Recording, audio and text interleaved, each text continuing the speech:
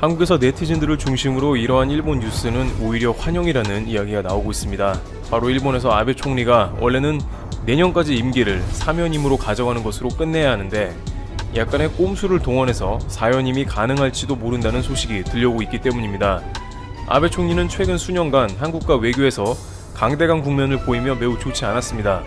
특히 수출 규제를 촉발한 장본인으로 한국의 각종 산업 분야에 큰 위협을 가하며 공분을 산 바 있습니다.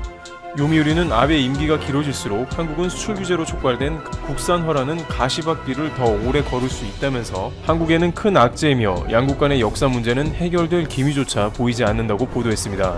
현재 일본에서는 총리는 3연임만 가능한 상황인데 어떻게 4연임까지 이어질 수 있는지가 궁금하며 오히려 한국에서는 아베 총리가 4연임이 되는 것을 반긴다는 것은 무슨 이야기인지 알아보겠습니다. 우선 아베 총리는 지금으로서는 4연임을 할 수 없으나 중의원을 해산함과 동시에 추진해볼 수 있다는 의견이 일본 정계에서 쏟아져 나오며 아베 총리가 웃음 짓고 있다는 각종 기사들이 등장하고 있습니다. 바로 조기 총선을 실시해서 가능하게 한다는 것인데요. 의원 내각제를 채택한 일본의 조기 총선은 하원의 중의원 임기 만료 전에 국회를 해산해 원 구성을 새롭게 하는 것으로 중의원 해산권을 쥔 총리는 다수당 총재로서 의석을 늘릴 수 있는 유리한 시기를 골라 조기 총선 카드를 행사할 경우 취약해진 권력 기반을 재구축하는 것이 가능해집니다. 따라서 코로나19로 지지율이 최악으로 떨어진 아베 총리가 내년 10월까지 임기가 남아있는 현 중의원을 중도 해산해 조기 총선을 치를 것이라는 관측이 유력한 상황입니다. 아베 총리는 올 정기국회 폐회 후인 지난달 18일 열린 기자회견에서 중의원 해산 가능성에 대해 지금은 머리에 한 구석에도 그럴 생각이 없다면서도 국민 신뢰를 물어야 할 때가 오면 주저없이 해산을 단행해야 한다는 생각에 변함이 없다고 말했습니다.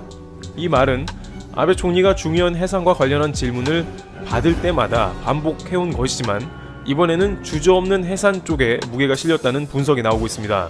그런데 여기서 해산을 틈타서 다시 한번 아베 총리가 4연임을 꿈꿔볼 수 있는 가능성이 나오는 것인데 이와 관련 니케이는 1986년 7월 나카소네 야스히로 당시 총리가 중참의원 동시선거에서 대승을 거둔 뒤 같은 해 10월 말로 다가온 총재 임기를 당규 개정을 통해 연장한 사례가 있다며 아베도 그럴 수 있다는 것입니다. 현재 야당이 생각보다 집결이 잘 안되고 있어서 자민당이 압도적으로 대승할 가능성이 높다고 보는 것입니다. 특히 아소다로 부총리는 해산을 강력히 주장하고 있는데 아베 내각에 대한 지지율이 크게 떨어진 상황이지만 야당이 힘을 결집하지 못하고 있는 틈을 활용해 조기 총선을 하면 승산이 높다는 점을 내세우고 있습니다. 그런 과정에서 당규 개정을 해서 아베가 자민당 후보로 정해진다면 총리 4연임으로 연결되는 것이죠. 상황이 이러다 보니 현재 차기 총리 지지율 1위인 이시바 시게루 자민당 정 간사장은 강한 반대의 목소리를 냅니다. 이시바 시게루는 국민에게 물어볼 쟁점이 없는 해산은 헌법의 취지에 크게 어긋난다며 조기 해산에 반대한다는 뜻을 밝혔습니다. 그저 야당이 결집 안 된다는 이유로 중의원을 해산하는 게 말이 되냐는 것입니다. 그러나 아베 총리는 자신의 지지율은 물론이고 4연임이 걸린 문제를 내심 모를 리가 없습니다.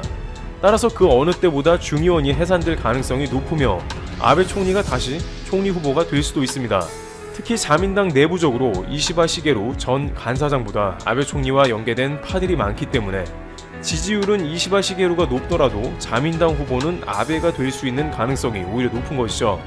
한국에서는 많은 네티즌들을 중심으로 오히려 일본이 4년간 아베가 더 집권하는 게 낫다는 반응도 나옵니다. 한일년 수출입 자료를 보면 무역 분야에서 2019년 대일 적자가 16년 만에 가장 낮은 것으로 나옵니다. 물론 최대 무역 적자국은 여전히 일본이지만 일본이 촉발한 수출 규제를 비롯해서 각종 역사 문제는 한국의 불매운동을 촉발시켰고 산업 분야에서 점점 더 일본 제품을 배척해나가는 움직임이 나왔습니다. 일본의 수출 규제는 부당하며 철회되어야 함이 마땅하나 그 가운데 한국의 소부장 산업도 기회를 맞았습니다.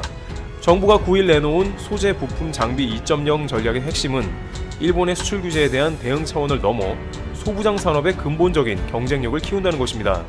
정부는 소부장 분야의 공급망 관리 정책 대상을 기존의 대일 관련 100개 품목에서 글로벌 차원의 338개 이상 품목으로 확장하기로 했습니다. 공급 안정성 등 산업 안보 측면과 주력 산업 및 차세대 산업 공급망에 미치는 영향을 고려해 반도체, 디스플레이, 자동차, 전기전자, 기계금속, 기초화학, 섬유 등 6대 분야에서 338개를 선정하고 바이오 환경에너지 소프트웨어 산업 등 신산업 분야에서 품목을 추가할 예정입니다. 이러한 움직임은 특히 코로나19 시대를 맞아 비대면 산업 및 첨단 산업 분야에 대한 투자를 적극적으로 늘려 오히려 한국의 경쟁력을 키울 수 있는 도약의 발판이 된 것이라는 평가도 받는 것입니다. 정부는 각종 첨단 산업 관련 R&D 지원을 위한 TF를 가동하고 국가 경쟁력을 키운다는 방침인 것입니다. 전 세계 전문가들은 이와 관련해서 코로나 시대를 맞아 정부의 역할이 훨씬 더 강화되게 되는데, 공교롭게도 한국의 경우에는 일본의 수출 규제에 따라서 한국은 남들보다 한 걸음 먼저 그러한 투자를 시작한 셈이고, 이제 본격적으로 소부장 2.0 전략을 강력하게 추진해 일본과는 다른 길을 걷겠다는 포부를 밝힌 것입니다. 결국 네티즌들이 아베 정권이 집권을 더 했으면 좋겠다는 이야기는 한국이 기회가 되었다는 반어법인 셈입니다. 그러나 막상 일본에서는 아베노믹스가 과연 옳았는가 하는 물음이 코로나 이후 더욱더 제기되고 있는 상황입니다.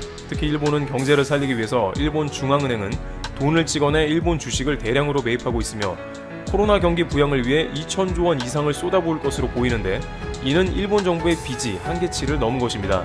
짐 로저스는 이와 관련하여 돈을 찍어내어 부자가 된다면 아르헨티나와 베네수엘라가 왜 그렇게 되었겠냐면서, 아베 총리는 후손들에게 일본 정부의 빚을 그대로 넘긴다며 최악의 총리로 기억될 수 있다는 의견을 제시한 바 있습니다. 아베 총리가 사연임을 하게 되어 한국과 관계가 향후 5년간 악화된다면 과연 그것이 한국에 어떻게 작용할지. 대한제국을 일본의 식민지로 인정한 가스라 테프트 밀약 51등인 1905년 미국 루스벨트 대통령에 따라 앨리스가 대한제국에 방문했을 때 고종은 미국의 공주가 도우려왔다며 극진히 대접했습니다. 그런 고종의 기대와 달리 그녀는 조선의 굴욕적인 일화의 기록을 남겨주는데요. 바로 명성황후 등의 조형물인 성마를 타고 승마바지에 말채찍을 들고 기념사진까지 찍은 것입니다. 그래도 너무 무례했던 것 아니냐는 언론의 보도도 있었지만 21세의 앨리스는 그냥 무시했다고 전해지는데, 고종은 미국 사람들은 사진을 좋아한다고 생각했는지 이 아시아 순방사절단에게 자신의 사진을 선물했다고 합니다. 그녀의 행동은 아버지 루스벨트 대통령의 발언을 보면 이해도 갑니다. 나는 일본이 한국을 손에 넣는 것을 보고 싶다. 한국인은 본래 일본인 또는 중국인과 같은 수준에서 사물을 파악할 능력이 없으며 제대로 보는 자가 있다고 하더라도 부패했기 때문에 자력으로 훌륭한 사회를 만들고 지켜나갈 수 없다. 대한제국은 극동의 모든 나라에서, 아니 이 세상에서 가장 부패하고 무능한 정부의 나라이며 한국 민족은 가장 문명이 뒤진 미개한 인종이다. 이런 미국 대통령의 시각을 통해서 당시 서양인들이 인종적, 문화적으로 아시아를 넘어 조선에 대해 얼마나 한없이 우월한 시각으로 바라봤는지를 알 수 있을 것입니다.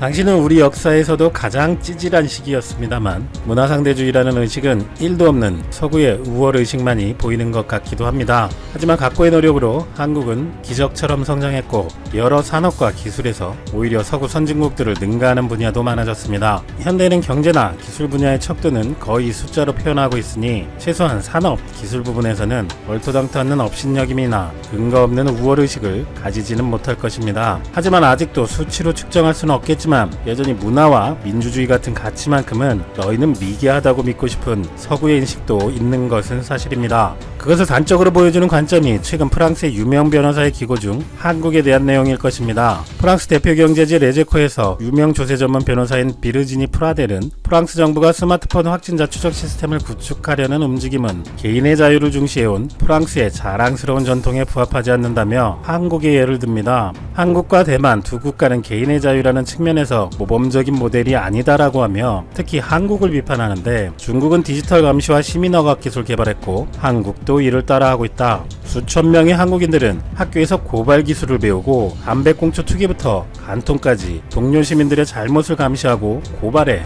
돈을 받고 있다고 하는가 하면 오래전에 개인의 자유라는 것을 버린 나라라고 주장한 것입니다. 또 한편 프랑스 정부 과학자문위원인 말비 박사는 한국의 시스템은 극단적으로 사생활 침해적이다. 유럽 차원에서 이 방식을 허용할 수 있을지 모르겠다고 말한 바도 있는데요. 이런 서구의 자유주의를 특히 중시한다는 프랑스인들의 한국 비판이 아쉬운 것은 문화와 사상적 우월주의에만 빠져 있는지 한국의 방식을 잘 알아보지도 않고 애초부터 개인의 자유가 없는 나라라는 표현까지 쓰며 비판을 하는 것입니다. 그런데 다행히 프랑스인들과 서구 언론에서 이런 시각에 대한 반론도 이미 있습니다. 프랑스 주간지 조지 르프왕의 플로레스 기자는 한국에서 스스로 격리 생활을 하며 쓴 기고에서 민주주의 국가인 한국은 임의강군과는 다른 방식을 찾아 내국인은 자택에서 외국인은 호텔에서 자가격리하는 아이디어를 도출했다고 전하며 독일 헌법학자 한스 위르겐 파퍼가 한국식 시스템을 히스테릭한 파시스트 보건국가의 출현이라고 비판한 것에 대해서도 격리와 감시가 인권국가의 종말을 뜻한다는 망상을 이제는 중지해야 한다며 공중보건을 위해 개인을 격리하는 것이 파시즘의 길이 아니다라고 반박했습니다.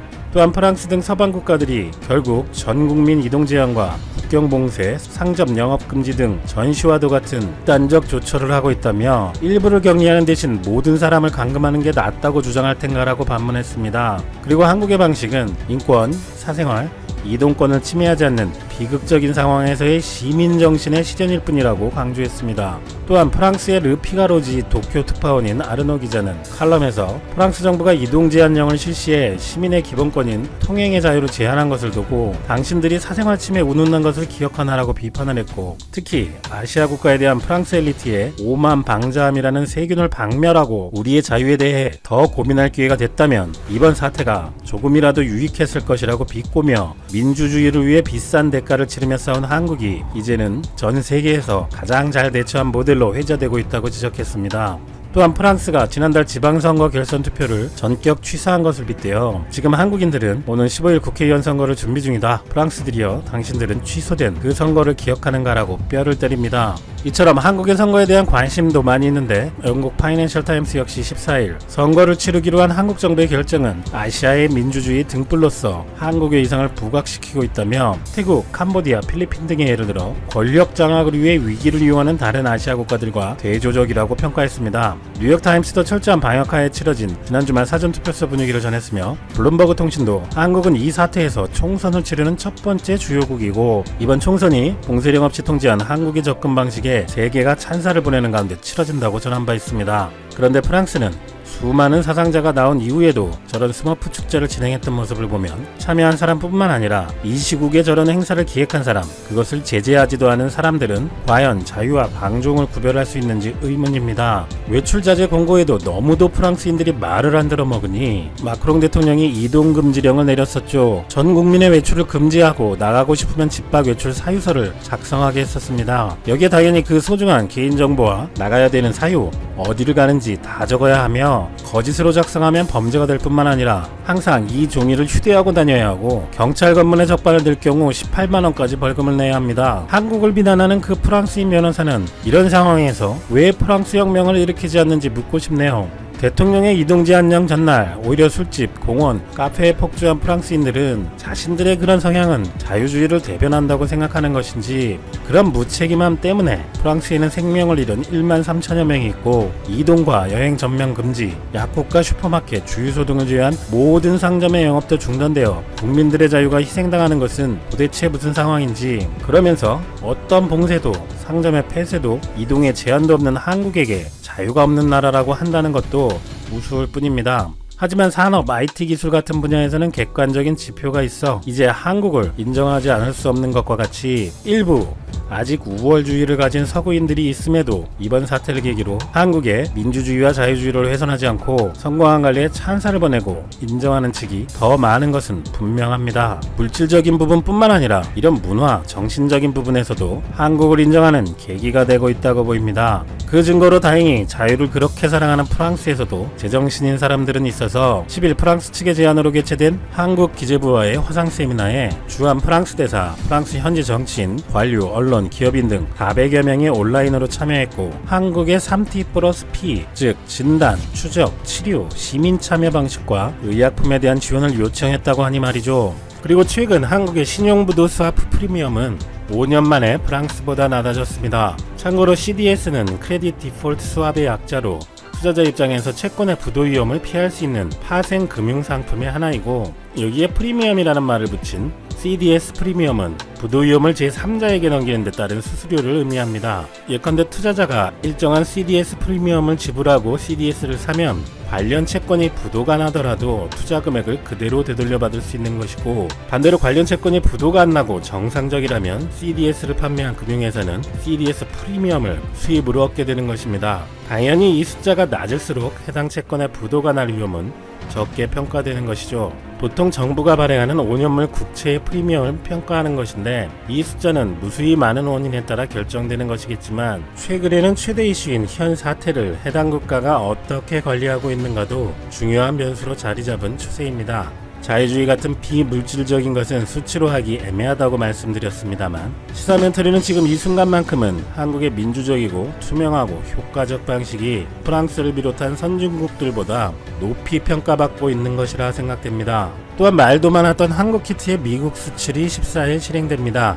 외교부는 미국 FDA의 사전 승인을 받아 수출 계약이 끝난 3개사 중 2개사 제품을 미국으로 보낼 예정이고 1개사 제품은 유통업체를 통해 별도로 나간다고 밝혔습니다. 진단키트는 미국 연방재난관리청으로 조달되며 이번 물량은 메릴랜드 주정부로 향할 예정이라고 합니다. 구체적 물량은 한미 양국이 상호 공개하지 않기로 했다고 하는데 로이터 통신은 60만 회 분량이라고 보도했습니다. 이에 앞서 도널드 트럼프 미국 대통령은 문 대통령과 통화 시 한국산 진단키트 지원을 요청했고 이에 따라 국내 3개 업체 제품이 FDA의 사전 승인을 획득했고 미국 수출이 실행된 것입니다. 시어도어 루스벨트 대통령은 친척 동생이자 조카 사위인 프랭클린 루스벨트 대통령이 본인이 그렇게 좋아했던 일본과 전쟁을 할지도 몰랐겠지만 요즘 돌아가는 상황을 보면 꽤 놀랄 것 같습니다.